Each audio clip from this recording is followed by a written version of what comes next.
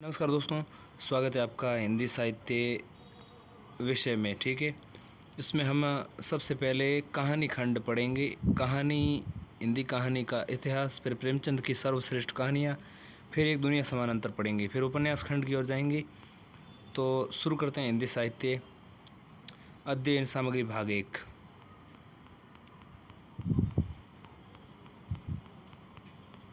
तो ये है कहानी। सबसे पहले कहानी का परिचय। कहानी किसे कहते हैं, कहानी क्या होती है। कहानी कथात्मक गद्य की एक प्रमुख विधा है, जिस रचना में कथा का ढांचा हो, कुछ घटनाएं तथा चरित्र हों तथा जो आकार में लघु हो, सामान्यतः उसे ही कहानी कह दिया जाता है। कथात्मक गद्य की विधा होनी चाहिए, कथा का ढांचा होना चाहिए, घटनाएं चरित्र भी हो, आकार में छोटी होनी चाहिए, कहानी कह देते हैं। कहानी विश्व साहित्य के सर्वाधिक लोकप्रिय विधा है, जो दुनिया के हर समाज में सभ्यता के आरंभिक काल से ही किसी न किसी रूप में विद्यमान है। मानवीय संस्कृति को निर्मित व संरक्षित करने में जिन साहित्यिक विधाओं ने सर्वाधिक योगदान दिया है, उनमें गीतों के अतिरिक्त कहानियों को भी महत्वपूर्ण माना जाता है। एक दृष्टि से हमारे समाज में कहानियों की परंपरा अत्यंत प्राचीन काल से ही दिखाई पड़ती हैं, परंतु उदाहरण के लिए जातक कथाएं, पंचतंत्र की कथाएं, हितोपदेश कथा, सरित सागर जैसी रचनाएं इस प्रवृत्ति का प्रतिनिधित्व करती हैं। किंतु वर्तमान काल में जब कहानी की बात करते हैं तो वो पारंपरिक कथाओं से अलग मानी जाती हैं। कहानी और कथा में मूल अंतर न तो आकार का है, न ही भाषा का है, न ही उसमें विद्यमान तत्वों का है। मतलब कहानी और कथा में विद्यमान तत्व भी सेम होते हैं, भाषा भी एक जैसी हो सकती हैं, और न ही उनमें आकार का अंतर होता। आकार भी एक जैसा हो सकता है, भाषा भी एक जैसी हो सकती है, विद्यमान तत्व भी एक जैसे होते हैं। इसके बावजूद भी कहानी और कथा अलग अलग हैं। इनमें अंतर होता है दृष्टिकोण का। जहाँ कथाओं में आदर्शवादी और नैतिकवादी दृष्टिकोण केंद्र भी होता है कथाओं में, वहीं आज की कहानी में यथार्थवादी दृष्टिकोण की प्रमुखता दिखाई पड़ती है। पारंपरिक कथाओं का मूल उद्देश्य नैतिक शिक्षा प्रदान करना होता था, इसलिए हर कथा के अंत में बताया जाता था कि इससे क्या शिक्षा मिलती है। उस शिक्षा को ध्यान में रखते हुए ही कथाकार घटनाओं व पात्रों का जाल बुनता था, और वह घटनाओं को एक निश्चित क्रम में इस प्रकार रखता था कि कथा के अंतिम बिंदु पर वह नैतिक शिक्षा नाटकीय प्रभाव के साथ श्रोता या पाठक के समक्ष मुखर हो जाए।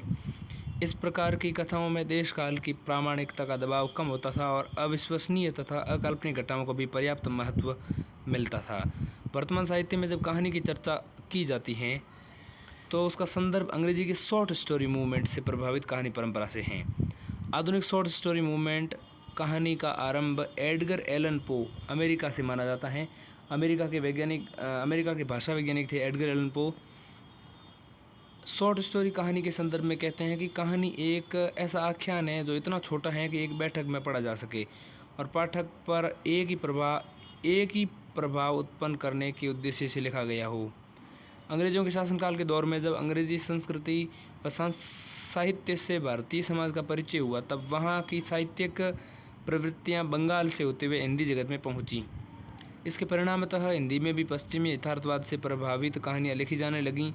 इन कहानियों की विशेषता यह थी कि इनमें यथार्थ जीवन के किसी पक्ष का उद्घाटन किया जाता था और आदर्शों और कल्पनाओं से यथासंभव दूरी रखी जाती थी।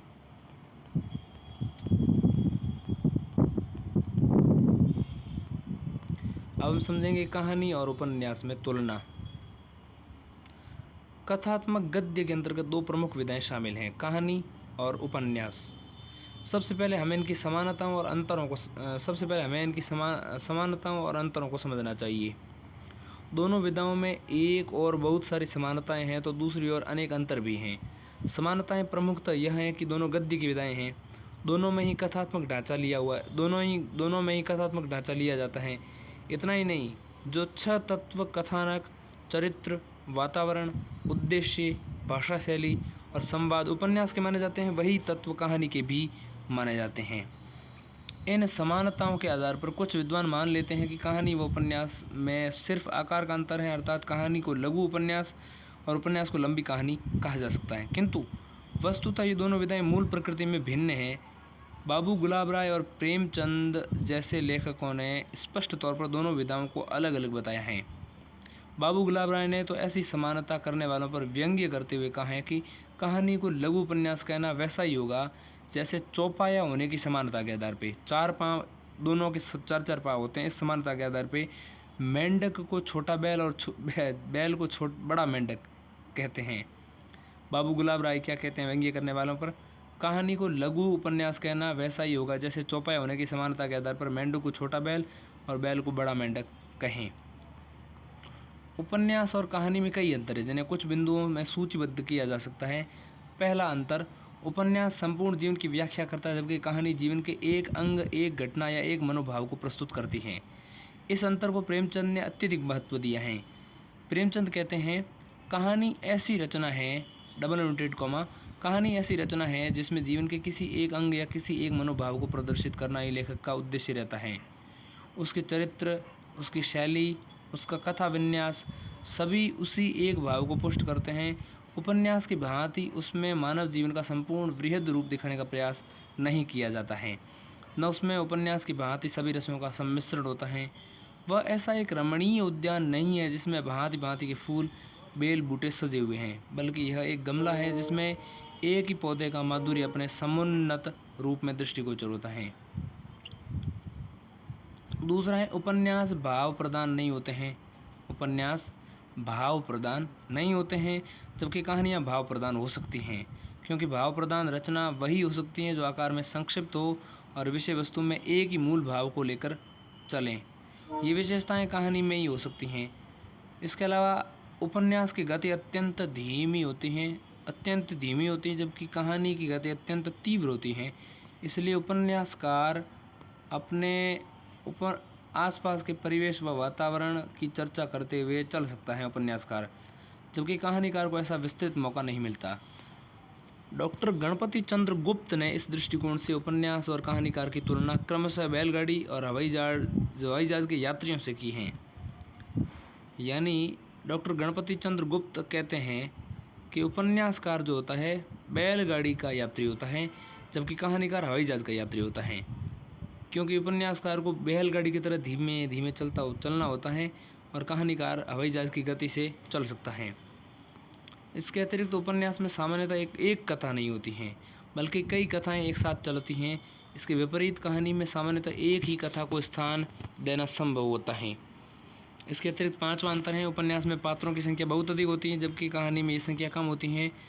छठा ये है कि उपन्यास में चरित्रों का विवरण या विस्तृत चित्रण होता है, क्योंकि विभिन्न परिस्थितियों में चरित्रों को रखकर उसकी व्यक्तित्व के विविध पक्षों को उभारना संभव होता है। इसके विपरीत कहानीकार को चरित्र के उतना ही पक्ष उभारने का मौका मिलता है जितने कहानी के मूल विषय के लिए आवश्यक हो। अगला बिंदु है कि उपन्यास में देश, काल और वातावरण का विस्तृत अंकन होता है और उसी के परिप्रेक्ष्य में सारी घटनाएं और चरित्र उभरते हैं। कहानीकार को यह अवसर बहुत कम मिलता है। पूस की रात जैसी कुछ कहानियाँ तथा कुछ नई कहानियाँ ही वातावरण प्रधान मानी जा सकती हैं, अन्यथा कहानियों में वातावरण का तत्व कमज़ोर होता है। इसके अतिरिक्त उपन्यास सामान्यतः आकार में काफ़ी विस्तृत होता है जबकि कहानी आकार में सीमित होती हैं। इन सब अंतरों के कारण प्रायः देखा जाता है कि एक अच्छा उपन्यासकार हमेशा अच्छी कहानियाँ नहीं लिख पाता और कई अच्छे कहानीकार अच्छे उपन्यास नहीं लिख पाते हैं। उदाहरण के लिए अमृतलाल नागर अच्छे उपन्यासकार माने जाते हैं किंतु उनकी कहानियाँ उतनी प्रभावशाली नहीं हैं। दूसरी ओर अमरकांत अत्यंत प्रभावशाली कहानीकार हैं किंतु उनके उपन्यास लेखन के प्रयास जो हैं उतने प्रशंसित नहीं हैं। हाँ, कुछ ऐसे लेखक ज़रूर हैं जिनकी दोनों विधाओं में प्रभावशाली उपस्थिति हैं, जैसे प्रेमचंद, जैनेन्द्र, अज्ञेय, यशपाल और कमलेश्वर। अब ऐसे कुछ उदाहरण दें, जैसे अमृतलाल नागर जो हैं उपन्यास अच्छे लिखते हैं, कहानी इनकी ठीक ठाक नहीं है। अमृतलाल नागर अच्छे उपन्यासकार हैं, कहानीकार अच्छे नहीं हैं। दूसरी ओर अमृतलाल नागर तो क्या है, उपन्यासकार हैं। अमरकांत जो हैं कहानीकार हैं लेकिन उपन्यास अच्छे नहीं लिखते हैं। जबकि प्रेमचंद, जैनेन्द्र, अज्ञेय, यशपाल और कमलेश्वर जैसे लेखक जो हैं दोनों में अच्छे माने जाते हैं। अब हम समझेंगे हिंदी कहानी की विकास यात्रा। हिंदी कहानी आधुनिक हिंदी गद्य की सर्वाधिक विकसित विधाओं में से एक है। भारतीय समाज में कथाओं की परंपरा तो प्राचीन काल से ही चली आ रही थी, किंतु आधुनिक काल में जब भारतीय साहित्यकारों की अंग्रेजी संस्कृति व साहित्य से अंतर्क्रिया होने लगी तो साहित्य में यथार्थवादी तत्व प्रबल हुआ और अंग्रेजी के शॉर्ट स्टोरी मूवमेंट से प्रभावित होकर हिंदी में आधुनिक कहानियों की शुरुआत हुई। सामान्यतः माना जाता है कि माधवराव सप्रे द्वारा 1901 में रचित एक टोकरी भर मिट्टी हिंदी की पहली कहानी मानी जाती है। ठीक है, हिंदी की पहली कहानी। हिंदी की पहली कहानी कौन सी है, इस प्रश्न पर काफ़ी विवाद हैं। विवाद का कारण ये है कि कहानी के शुरुआती दौर में कई रचनाएं लिखी जा रही थीं जिनमें अलग अलग अनुपात में कहानी के तत्व दिखाई पड़ते हैं। समस्या यह तय करने में आ रही थी कि किस रचना में कहानी के तत्वों की पर्याप्त उपस्थिति मानी जाए।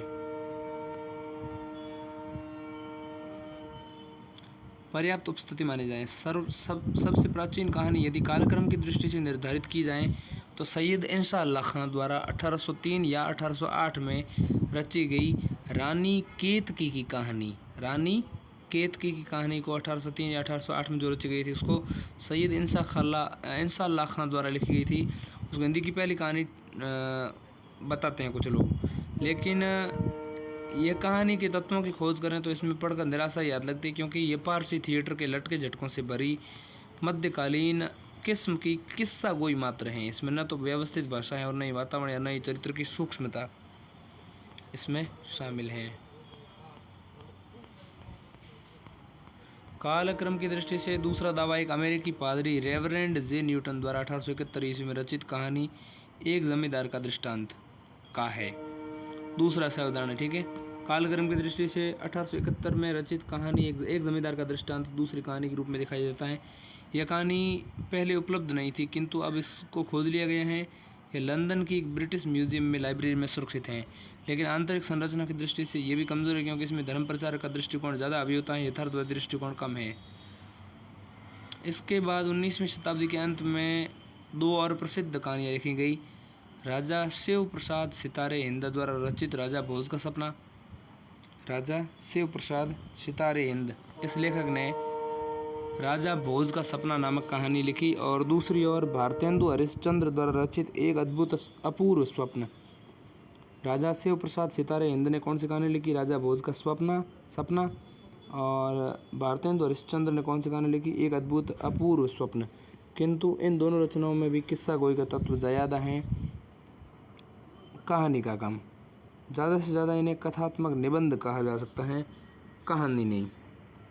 कालक्रम की दृष्टि से इसके बाद किशोरीलाल गोस्वामी द्वारा 1900 में रचित कहानी इंदुमती का स्थान आता है, जो सरस्वती पत्रिका में प्रकाशित हुई थी। आचार्य शुक्ल ने भी इस कहानी को महत्व दिया है और लिखा कि यदि इंदुमती किसी बंगला कहानी की छाया नहीं है तो हिंदी की ये पहली कहानी मौलिक कहानी ठहरती हैं। वस्तुतः शुक्ल जी का संकेत ये है कि इंदुमती शेक्सपियर की प्रसिद्ध कहानी द टेम्पेस्ट से प्रभावित किसी बंगला रचना के अनुकरण में लिखी गई हैं। अब ये मान लिया गया है कि इंदुमती को पूर्णतः मौलिक कहानी नहीं कहा जा सकता। 1901 में छत्तीसगढ़ मित्र नामक एक गुमनाम सी पत्रिका में माधवराव सप्रे की एक टोकरी भर मिट्टी कहानी प्रकाशित हुई, और यह एक विधवा रानी और एक जमींदार की स्वार्थ लिप्सा के द्वंद्व की कहानी है, जिसमें अंततः जमींदार को पश्चाताप होता है। वस्तुतः कहानी के तत्वों की दृष्टि से ये पहली रचना है जिसमें कहानी मानने में कोई समस्या नहीं दिखती। कुछ इतिहासकारों ने कुछ अन्य कहानियों को भी हिंदी की पहली कहानी सिद्ध करने का प्रयास किया, जैसे शुक्ल जी द्वारा रचित 11 वर्ष का समय 1903 में, और बंग महिला द्वारा रचित दुलाई वाली 1907 के अतिरिक्त गुलेरी जी द्वारा रचित उसने कहा था 1915 को भी पहली कहानी सिद्ध करने के प्रयास हुए। ये सब कहानियाँ कहानी के तत्वों से दृष्टि से प्रामाणिक मानी जा सकती, किंतु एक टोकरी पर मिट्टी को ही हिंदी की पहली कहानी माना जाना चाहिए, क्योंकि वह इनसे पहले प्रकाशित हो चुकी थी और उसमें कहानी के तत्व भी पर्याप्त मात्रा में मिलते हैं। अब हम समझेंगे हिंदी कहानी का इतिहास 5 चरणों में। हिंदी कहानी का इतिहास 5 चरणों में समझेंगे। संपूर्ण हिंदी कहानी की संपूर्ण विकास यात्रा को 5 चरणों में विभाजित किया जा सकता है। पहला चरण जो है वो है प्रेमचंद पूर्व युग, फिर प्रेमचंद प्रसाद युग, फिर उत्तर प्रेमचंद युग, फिर नई कहानी, और फिर नई कहानी के परवर्ती आंदोलन। तो ये करके एक एक करके हम समझेंगे। इनका टाइम पीरियड जो है 1901 से 1915 तक का टाइम पीरियड पहला चरण माना जाता है। 1915 से 1936 तक दूसरा, 1927 से 1955 तक तीसरा, 1955 से 1960 नई कहानी चौथा चरण, और 1960 से लेकर के 1960 से अब तक की कहानी जो है वो नई कहानी के परवर्ती आंदोलन माने जाते हैं। सबसे पहला आंदोलन है प्रेमचंद पूर्व युग, इसको हम पढ़ते हैं। हिंदी कहानी का पहला चरण 1901 से 1915 ईस्वी तक विस्तृत है, जिसमें प्रेमचंद पूर्व युग हम कहते हैं। इस समय कहानी परंपरा जन्म ले रही थी, इसलिए उसमें पश्चिमी कहानी परंपरा के तत्वों के साथ साथ भारतीय कथा परंपरा में निहित आदर्शवाद और नैतिकतावाद की झलक साफ दिखाई होती है। चूँकि इस समय देश नव जागरण के दौर से गुजर रहा था, इसलिए राष्ट्रवादी और सुधारवादी मानसिकता भी यहाँ स्पष्ट रूप से झलकती हैं। इस काल की प्रमुख कहानियाँ हैं 11 वर्ष का समय, रामचंद्र शुक्ल द्वारा लिखी गई 11 वर्ष का समय 1903, दुलाई वाली ये कहानी जो है बंग महिला के द्वारा लिखी गई, राजेंद्र बाला घोष जिसका नाम है, 1907 में छपी। इसके अलावा इंदुमती किशोरीलाल गोस्वामी के द्वारा 1900 में छपी ये कहानी। एक टोकरी पर मिट्टी, माधवराव सप्रे 1901 में ये कहानी। उसने कहा था चंद्रधर शर्मा गुलेरी 1915 की कहानी। इस काल की कहानियाँ कला की दृष्टि से शैशवावस्था में ही मानी जाती हैं, उनमें प्रौढ़ता नहीं दिखती। इस काल की एकमात्र उपलब्धि उसने कहा था कहानी है जिसमें पहली बार पूर्व दीप्ति यानी फ्लैशबैक पद्धति का प्रयोग किया गया था। इसके अतिरिक्त इसमें शिल्प की प्रयोगशीलता तथा परिवेश की जीवंतता भी प्रशंसनीय है।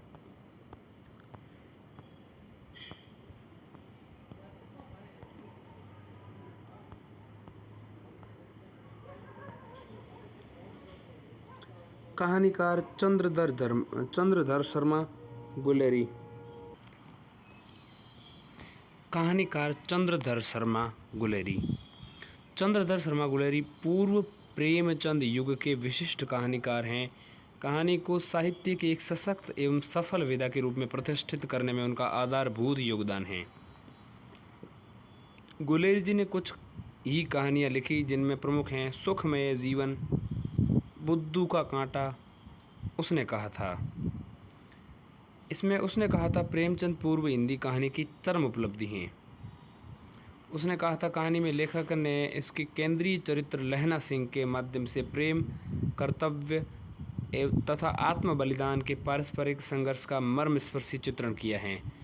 इस कहानी में लहना सिंह अपने बचपन की प्रेमिका के कहने पर उसके पति की रक्षा करते करते युद्ध भूमि में अपने प्राणों का बलिदान कर देता है।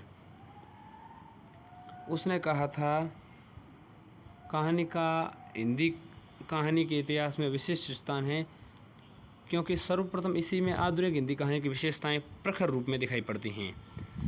संवेदना के धरातल पर स्वच्छंदतावादी तत्वों एवं द्वंद्व तथा शिल्प के धरातल पर नाटकीयता, आंचलिकता, पूर्व दीप्ति पद्धति, जीवंत वर्णन शैली आदि को धारण करने के कारण यह हिंदी कहानी की प्रथम सशक्त उपलब्धि के रूप में सर्वमान्य है।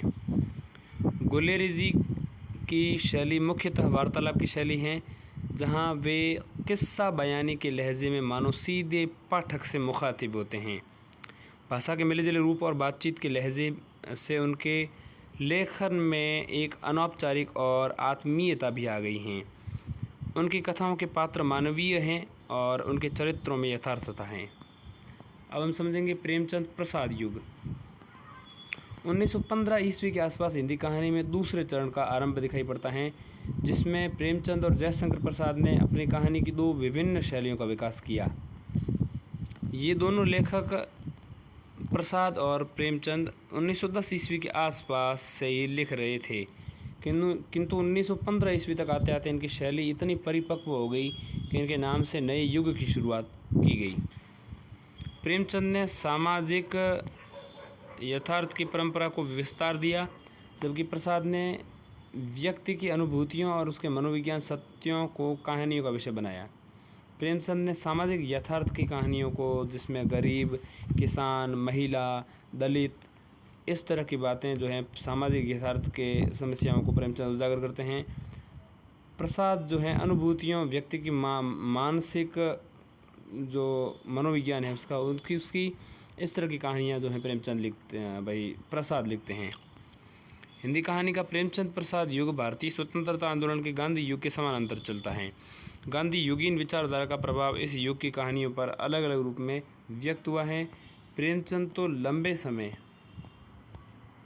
तक गांधी की अहिंसा, सत्याग्रह और हृदय परिवर्तन जैसे सिद्धांतों से प्रभावित रहे और उनकी कहानियों में यह प्रभाव पर्याप्त मात्रा में दिखता है। जयशंकर प्रसाद पर यह प्रभाव उतने सीधे रूप में नहीं है। उन्होंने व्यक्ति की निजता जैसे विषयों पर गहरा लेखन किया है और उनके सरसरी तौर पर ये गांधीवादी विचारधारा के विपरीत नजर आता है।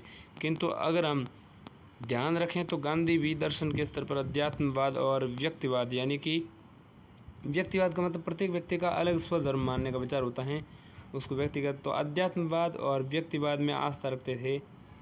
और प्रसाद और गांधी के बीच गहरे स्तर पर समानताएं खोजी जा सकती हैं। प्रेमचंद प्रसाद युग के अन्य कहानीकारों में सुदर्शन और विश्वम्भरनाथ शर्मा कौशिक के नाम से उल्लेखनीय हैं। सुदर्शन की कहानी हार की जीत, सुदर्शन की कहानी हार की जीत और कौशिक जी की कहानी ताई,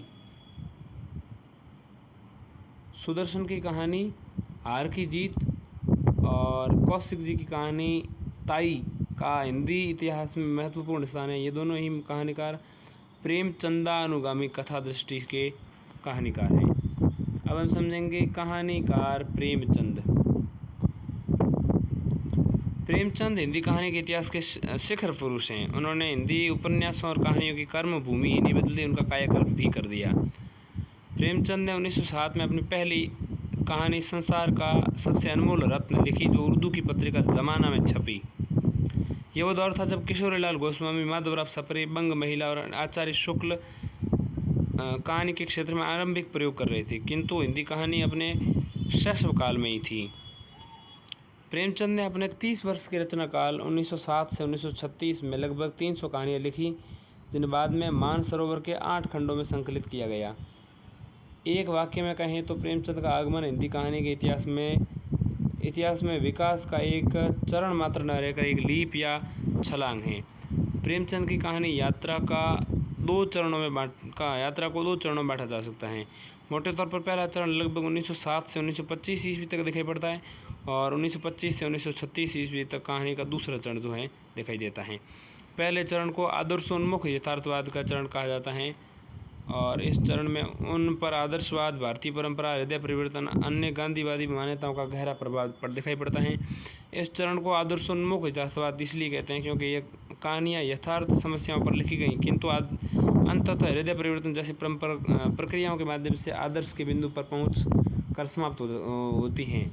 पंच परमेश्वर, बड़े घर की बेटी और बूढ़ी काकी जैसी कहानियाँ इसी दौर की कहानियाँ हैं। पंच परमेश्वर कहानी है, बड़े घर की बेटी है, बूढ़ी काकी है।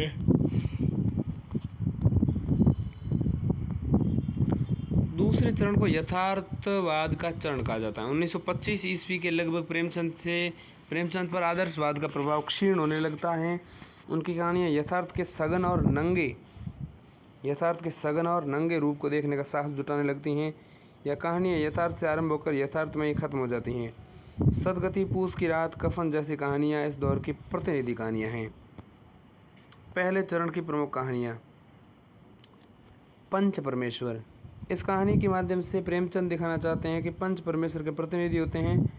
पंच जो होते हैं परमेश्वर के प्रतिनिधि होते हैं। इस कहानी का उद्देश्य ये था कि भारतीय परंपरा न्याय प्रणाली को ब्रिटिश न्याय प्रणाली से बेहतर सिद्ध करना चाहते थे। दूसरी है बड़े घर की बेटी। ये इस दौर की सबसे प्रसिद्ध कहानी है जो संयुक्त परिवार के प्रति प्रेमचंद की आस्था को व्यक्त करती हैं। इसमें आनंदी नामक एक नायिका है जो अपने परिवार की संयुक्तता को बचाए रखने के लिए अपना व्यक्तिगत अपमान भूलने का निश्चय करती हैं। इसके अलावा एक कहानी है मंत्र। ये एक डॉक्टर की कहानी है। इसमें अपने व्यक्तिगत सुखों के लिए सामाजिक दायित्वों को भूल जाता है। वह टेनिस खेलने के लिए जा रहा होता है और अपने आनंद के लिए गरीब बच्चे का इलाज करने से मना कर देता है। बाद में जब डॉक्टर के बच्चे को सांप काट लेता है तो वह गरीब व्यक्ति उसे बचाता है और डॉक्टर के पश्चाताप और हृदय परिवर्तन के साथ ये कहानी समाप्त हो जाती है। बूढ़ी काकी। इस कहानी के माध्यम से प्रेमचंद ने वृद्ध वर्ग की समस्या तथा पारिवारिक ढांचे के भीतर उसके समाधान की संभावना पर प्रकाश डाला है। बूढ़ी काकी अपनी स्वाभाविक इच्छाओं जैसे भूख पर नियंत्रण नहीं रख पाती हैं और उसके घर के अन्य सदस्य उसकी ज़रूरतों के प्रति बेपरवाह हैं। इस द्वंद्व की समाप्ति अंत में बहू के हृदय परिवर्तन से होती है। मुक्ति पथ, यह भी इस दौर की एक प्रतिनिधि कहानी है जिसमें एक अपराधी के हृदय परिवर्तन को प्रस्तुत किया गया है। इसका मूल भाव यही गांधीवादी विचार विश्वास है कि बुरे से बुरा व्यक्ति भी समुचित स्थितियां मिलने पर अच्छा हो सकता है। इसके अतिरिक्त दूसरे चरण की बात करें, दूसरे चरण की प्रमुख कहानियों में है अलग ग्योजा। इस कहानी में प्रेमचंद दिखाते हैं कि ग्रामीण भारत में सामाजिक सुरक्षा संयुक्त परिवार से ही मिल सकती हैं, किसी व्यवस्था से नहीं। इसमें संयुक्त परिवार के टूटने की त्रासदी है। रघु जैसे जी तोड़ मेहनत करने वाले व्यक्ति की दुर्दशा का चित्रण किया गया है। यह कहानी आदर्शवाद से पूर्णतः मुक्त नहीं है, क्योंकि प्रेमचंद ने अंततः संयुक्त परिवार को बचा लिया। इसके अलावा एक कहानी है ईदगाह, बाल मनोविज्ञान पर लिखी गई हिंदी की सर्वश्रेष्ठ कहानियों में ईदगाह शिखर पर है। इसमें प्रेमचंद हामिद नामक बच्चे के माध्यम से दिखाते हैं कि गरीबी और अभाव में किस प्रकार बचपन की मासूमियत खत्म हो जाती हैं और बच्चे को समय से पहले ही परिपक्व हो जाना पड़ता है। अगली कहानी है सदगति। यह प्रेमचंद द्वारा दलित समस्या पर लिखी गई सबसे प्रसिद्ध कहानी है। दुखी चमार नामक चरित्र के माध्यम से उन्होंने दलितों के शोषण के सभी पक्षों जैसे अस्पृश्यता बेरोजगार को प्रस्तुत किया गया है। महत्वपूर्ण बात यह है कि इसके अंतिम हिस्से में उन्होंने दलितों के भीतर उभरती विद्रोह चेतना को भी प्रस्तुत किया है। अगली कहानी है शतरंज के खिलाड़ी। इस कहानी का उद्देश्य नवाब वर्ग की निष्क्रियता पर व्यंग्य करना है। इसमें प्रेमचंद दिखाते हैं कि जीवन की वास्तविकताओं से कटे हुए दो नवाब जैसे कैसे शतरंज के वजीर को बचाने के लिए अपनी जान दे देते हैं, किंतु अपनी आंखों के सामने हो रही राजनीतिक उठापटक और त्रासदी को रोकने के लिए कुछ भी नहीं करते। एक कहानी है पूस की रात। यह प्रेमचंद चरम यथार्थवादी कहानियों में शुमार की जाने रचना है।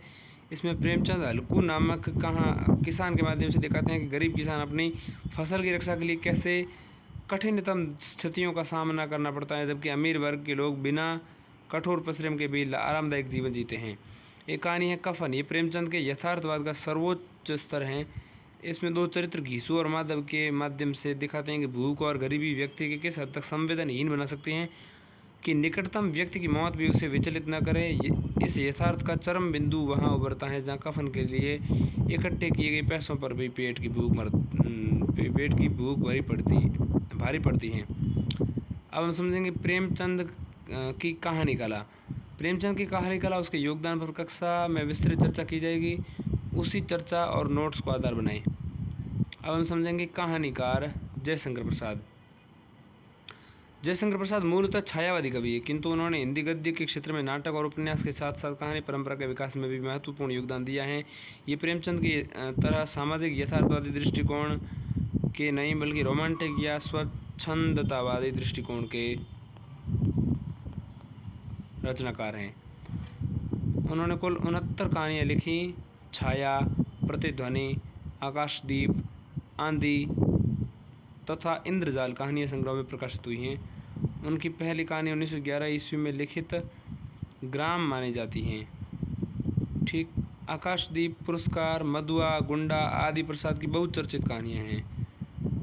प्रसाद का दृष्टिकोण प्रेमचंद की दृष्टिकोण से काफ़ी अलग है। उनकी चेतना राष्ट्रवाद और सांस्कृतिक आदर्शवाद जैसे तत्वों से निर्मित है। इसलिए देश प्रेम जैसे विषय पर उनकी कहानियों के केंद्र में है। इसके लिए वे अपनी कहानियों में अतीत की पृष्ठभूमि लेते हैं। सामाजिक यथार्थ से ज़्यादा महत्व उन्होंने व्यक्ति के मन के भीतर विद्यमान मानसिक यथार्थ को दिया है। आकाशदीप की नायिका चंपा जो है नायक से गहरा प्रेम करती है, किंतु उसे पता चलता है कि नायक उसी के पिता का हत्यारा है। वह गहरे अंतर्द्वंद्व से गुजरते हुए नायक की हत्या का निश्चय करती हैं, किंतु नहीं कर पाती हैं। इसी तरह से कहानी पुरस्कार, उसकी नायिका मधुलिका को पता चलता है कि उसका प्रेमी राष्ट्रद्रोही है। उसके मन के भीतर कर्तव्य और प्रेम का द्वंद्व शुरू हो गया। अंततः वह कर्तव्य का अनुसरण करते हुए सच्चाई को उजागर करती हैं, किंतु जब उससे पुरस्कार देने की घोषणा की जाती है तो अपने लिए प्राण दंड मांगती हैं। प्रसाद की कहानी कला में कुछ मौलिक विशेषताएं स्पष्ट हैं। उनके नारी चरित्र प्रभावशाली व आकर्षक हैं। जो अपने समर्पण और त्याग से पाठक के मन पर अमिट प्रभाव छोड़ते हैं। ऐसे प्रभावशाली नारी पात्र नई कहानी से पहले कहीं नहीं दिखाई पड़ते हैं। शैली की दृष्टि से प्रसाद ने वर्णनात्मक शैली का सर्वाधिक प्रयोग किया है, किंतु उन्होंने कुछ कहानियाँ जो हैं पत्र शैली में भी लिखी हैं। चित्र वाले पत्थर, आंधी तथा ग्राम गीत कहानियाँ आत्मकथा शैली में हैं। संलाप शैली का सुंदर उदाहरण आकाशदीप में देखा जा सकता है। छठा है, प्रसाद की कहानियों की भाषा अत्यंत काव्यात्मक या भावमयी है, जिसमें बिंब, प्रतीक, लय जैसे तत्व घनत्व के साथ उपस्थित है। इसके अतिरिक्त अतीत के वातावरण का सुंदर प्रयोग भी प्रसाद की कहानियों की विशेषता है। इसके अतिरिक्त प्रसाद का महत्व यह है कि उन्होंने पहली बार सामाजिक यथार्थवाद पर केंद्रित परंपरा के भीतर मानसिक यथार्थ के महत्व को उजागर किया है, उभारा है। उन्हीं की परंपरा में भारत आगे चलकर मनोवैज्ञानिक कहानियों की वजह समृद्ध परंपरा विकसित हुई, जिसमें जैनेन्द्र, इलाचंद्र जोशी, अज्ञेय जैसे समर्थ कहानीकार शामिल हैं। उत्तर प्रेमचंद युग। हिंदी कहानी के विकास में 1935 से 1955 ईस्वी के समय को उत्तर प्रेमचंद युग कहा जाता है। इस युग में दो विचारधाराओं के प्रभाव का युग हुआ, मार्क्सवाद और मनोविश्लेषणवाद। मार्क्सवाद से प्रभावित धारा को प्रगतिवादी और समाजवादी कहते हैं, जबकि फ्रॉयड के मनोविश्लेषणवाद से प्रभावित धारा को मनोविज्ञान या मनोविश्लेषणवादी नहीं बनाया जाता है। अब देखते हैं प्रगतिवादी कहानी। प्रगतिवाद मार्क्सवाद का साहित्यिक स्वरूप है। इस धारा के रचनाकार समाजवादी यथार्थवाद के समर्थक हैं, जिनके अनुसार जीवन यथार्थ की खोज आर्थिक परिस्थितियों में की जानी चाहिए। इसलिए विचारधारा के अनुसार कहानी या साहित्य की किसी भी रचना, किसी भी विधा को वर्गीय शोषण या दमन के आधार पर विरोध करना चाहिए। दूसरी है, प्रगति लेखक राज्य को मौका मिला गौण मानते हैं। प्रगतिवादी लेखक शिल्प को गौण मानते हैं और उनके मजदूर किसान आंदोलन तथा